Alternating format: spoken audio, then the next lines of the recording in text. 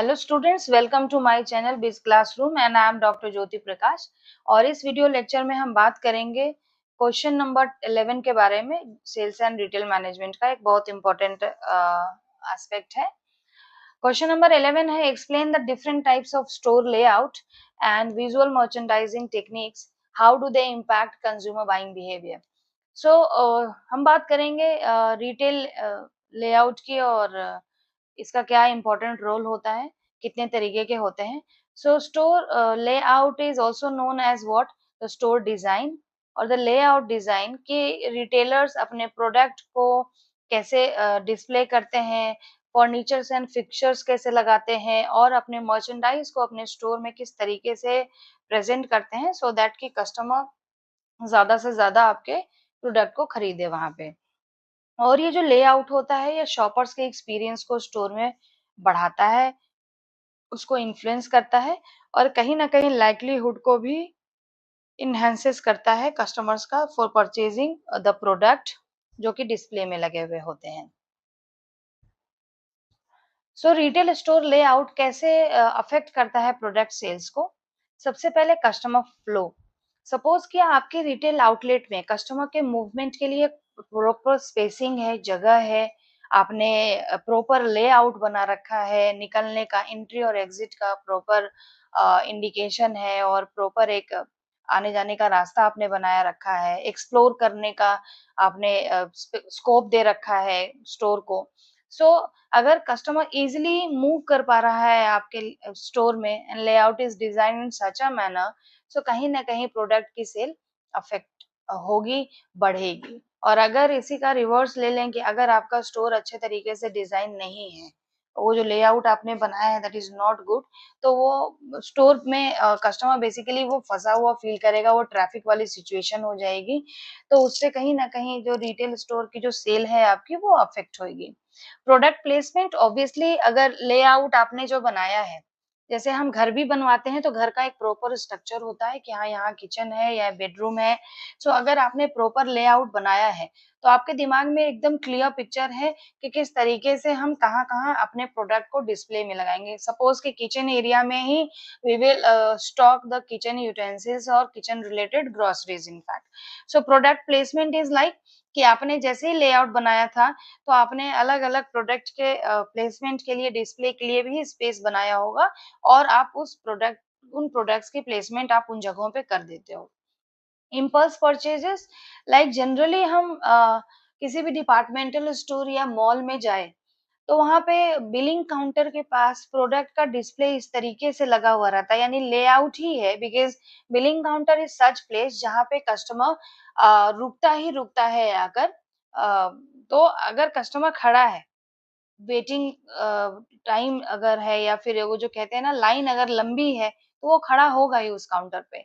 तो वहां पे हम इम्पल्स प्रोडक्ट, जो रिटेल आउटलेट वाले होते हैं, रिटेलर्स होते हैं, वो क्या करते हैं, इन काउंटर्स पे इम्पल्स प्रोडक्ट को स्टॉक करते हैं फॉर इम्पल्स परचेजेस। सपोज कि चॉकलेट्स आपने देखा होगा या कैंडीज देखा होगा, वैसा प्रोडक्ट जो कि कस्टमर बहुत ज्यादा सोचता नहीं है, वो एज पर सिचुएशन। सपोज कि you are standing with a kid at the billing counter और वो बच्चा क्या हुआ, रोने लगा चॉकलेट देखकर, या उसको चॉकलेट चाहिए, उसको भूख लगी है, तो आप क्या करोगे, तुरंत से उस चॉकलेट को खरीद के उस बच्चे को दे दोगे because that is the requirement of the situation. तो आपने इम्पल्स परचेजेस वहां पे किया। तो स्टोर लेआउट आप इस तरीके से डिजाइन करते हो कि impulse product will be displayed eight the billing counter जहां पे कस्टमर होल्ड करता ही करता है अपने फुटफॉल को या फिर फुट स्टेप को। फिर नेक्स्ट है enhance customer experience. Obviously, if your layout is good, there is a proper place of movement, there is a free entry, और हम कह सकते हैं एक एग्जिट भी आप बहुत अच्छा दे रखे हो, अलग अलग डोर्स हैं उसके लिए। सपोज कि एक ऐसा स्टोर है जहाँ पे एंट्री भी उधर से ही है और एग्जिट भी वही है। जैसे देखा है आपने कभी ट्रेन में कि जब हम प्लेटफॉर्म पे वेट कर रहे होते हैं और ट्रेन जब आती है तो उस प्लेटफॉर्म पे, उस स्टेशन पे, तो उतरने वाले लोग और चढ़ने वाले लोग एक ही अगर गेट से एंट्री कर रही है तो कितना ज्यादा प्रॉब्लम हो जाता है। सो उसी तरीके का अगर आपके स्टोर में रिटेलर ने क्या बनाया है, अलग अलग दरवाजे बना दिए हैं एंट्री और एग्जिट के, एंड प्रॉपर प्लेस है मूवमेंट के लिए, तो कहीं ना कहीं by doing so you are enhancing the customer experiences, brand image. और अगर आपके स्टोर का लेआउट बहुत अच्छा है ना, तो it will enhance the brand, और हम कह सकते हैं आपके स्टोर की का नाम और रेपुटेशन मार्केट में स्प्रेड आउट होगा, उसकी पब्लिसिटी होगी। और ऑब्वियसली इस लेआउट के हेल्प की ही वजह से क्या है, you will have a large customer base जो बार-बार आपके स्टोर पर आएंगे, एंड साथ ही साथ they will bring more customers towards your store. अगर हम लेआउट की बात करें तो ये 5 तरीके के लेआउट होते हैं, like grid, herringbone, loop, race track, free flow और स्ट्रेट, और इसी को हम स्पाइन लेआउट भी कहते हैं। अब एक-एक करके समझते हैं। हर एक स्लाइड पे लेआउट से रिलेटेड मैंने एक इमेज लगा रखी है। आप देखोगे तो आपको और अच्छे से समझ में आ जाएगा कि ये ग्रिड लेआउट क्या होता है। ग्रिड लेआउट कि लाइक जैसे डिपार्टमेंटल स्टोर होता है कि हर एक सेक्शन वाइज कैटेगरीज बनी होती है। लाइक आप यहाँ पे देख रहे हो कि सोप वाला सेक्शन अलग है, नमकीन का सेक्शन अलग है, सर्फ का सेक्शन अलग है। सो इसी तरीके से जो सुपरमार्केट में बेसिकली फॉलो होता है, पैरेलल आइल्स होते हैं, स्ट्रेट आइल्स होते हैं, और यहाँ पे प्रॉपर स्पेस होता है to move in that particular section और द डिपार्टमेंट। और कस्टमर डिस्प्ले इतना अच्छा लगा हुआ होता है कि कस्टमर इजीली फाइंड आउट कर लेता है उन रिक्वायर्ड प्रोडक्ट्स को जिसके लिए वो स्टोर में गया है।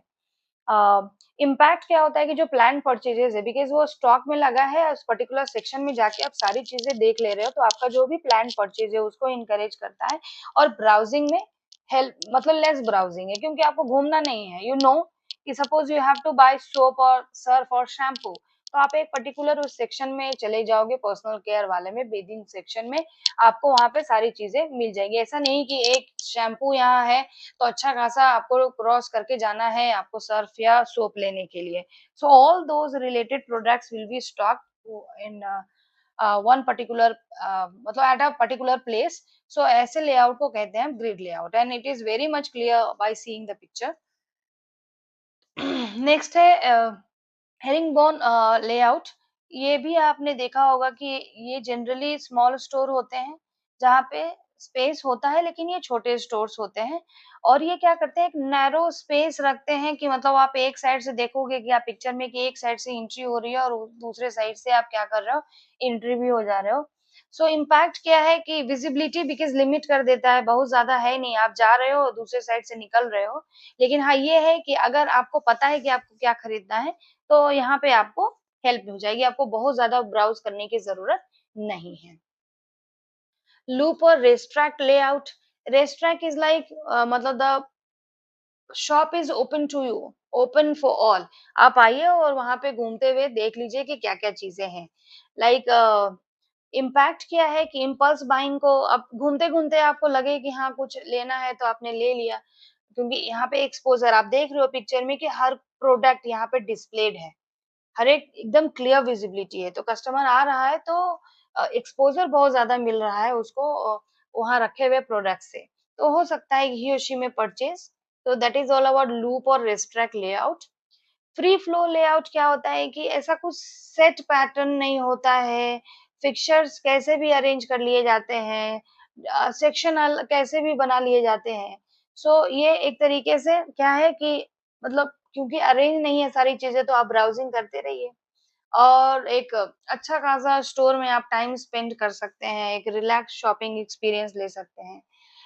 आइडिया इम्पैक्ट क्या है, it is ideal for fashion और बुटीक स्टोर, और इनकरेजेस करता है एक्सप्लोरेशन, बिकॉज हर कोई एक फिक्स्ड और सेट पैटर्न नहीं है, तो ऑब्वियसली अगर आपको कुछ लेना है तो आपको पूरे स्टोर को एक्सप्लोर करना होगा।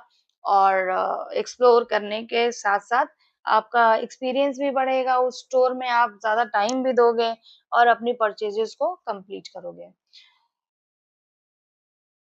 नेक्स्ट है स्ट्रेट और स्पाइन लेआउट। ये क्या होता है कि आप पिक्चर देख रहे हो कि ऐसे आइस लगे हुए रहते हैं, मीन्स आपने देखा है ना आइलैंड लाइफ का जो स्टॉक होता है जिसमें बहुत सारे शेल्फ होते हैं, तो ये लगा हुआ है, कस्टमर जा रहा है कहीं से भी, एकदम स्ट्रेट है, entry and exit, a central spine with branches leading to various department. इसके फायदे क्या है कि ये बेसिकली ना एक कॉम्बिनेशन है ग्रिड और फ्ली फ्री फ्लो जो लेआउट होते हैं उसका। और यहाँ पे क्योंकि सब कुछ एक तरीके से हम कह सकते हैं कि अलग-अलग डिपार्टमेंट में है और सब कुछ ऑर्गेनाइज्ड है, तो बैलेंस्ड एक्सपोज़र है और कन्वीनियंस इसलिए बिकॉज़ एक्सपोज़र है यहाँ पे तो आपको चीज़ें बहुत ज़्यादा एक्सेस करने की ज़रूरत नहीं है। आई थिंक कि मैं स्टोर लेआउट को समझाने में सक्सेसफुल रही हूँ, मैंने आपको अच्छे से समझाया है। अगर आपको समझ में आ रहा है, तो आप क्या कर सकते हो, आप शेयर, लाइक और सब्सक्राइब करो। नेक्स्ट है विजुअल मर्चेंडाइज़। ये एक आर्ट है कि कैसे आर्ट कह सकते हो या साइंस कह सकते हो कि कैसे प्रोडक्ट को हम डिस्प्ले में लगाएँ अपने रिटेल स्टोर में सो दैट कि it attract more and more buyers और कस्टमर्स टुवर्ड्स योर स्टोर और जिससे कि ज़्यादा से ज़्यादा अगर आएँगे तो that will enhance the purchases और ओवरऑल शॉपिंग एक्सपीरियंस को भी ये एनहांस करेगा। So first technique is window display. हम लोगों ने देखा है अक्सर कि हम अगर किसी शोरूम में जाते हैं तो वहां पे इस तरीके से विंडो में डिस्प्ले लगे हुए होते हैं जहां पे आप क्या कर रहे हो देख रहे हो कि वहां पे जो भी चीजें मिल रही हैं उसको विंडो में डिस्प्ले में लगाते हैं सो दैट कि जो कस्टमर्स है उनको एक लुक मिले कि हाँ यहाँ पे क्या मिल रहा है और किस तरीके की चीजें मिल रही है सो दैट कि अकॉर्डिंगली वो डिसाइड कर सकता है कस्टमर की whether to enter into that store और नॉट। जनरली कपड़ों वाले सेक्शन में देखा गया है कि विंडो डिस्प्ले का बहुत ज़्यादा यूज़ करते हैं। मैनीक्विन स्टाइलिंग, मैनीक्विन कहते हैं उसको जैसे आप किसी भी स्टोर पे जाते हो तो वहाँ एक पुतला टाइप का मेल का या फीमेल का बना हुआ रहता है जिसमें कुछ ड्रेसेस पहनाई हुई रहती है। So mannequins are also what the visual merchandising technique जहाँ पे क्या कर सकते हैं लाइक यहाँ पे भी हम देख रहे हैं कि जो पूरी ड्रेस है उसको आपने पहना दिया है इन अ डमी और वन इंडिविजुअल कैन सी कि हाँ इस तरीके की ड्रेस अगर वो लेते हैं तो वो कैसे दिखेंगे। एग्जाम्पल है लाइक ज़ारा जो है वो मैनीक्विन वेयरिंग करती है जब भी कोई नया अराइवल आता है तो मैनीक्विन में लगाकर उसका डिस्प्ले लगाते हैं। थर्ड है प्रोडक्ट ग्रुपिंग एंड थीमिंग। तो प्रोडक्ट ग्रुपिंग क्या है?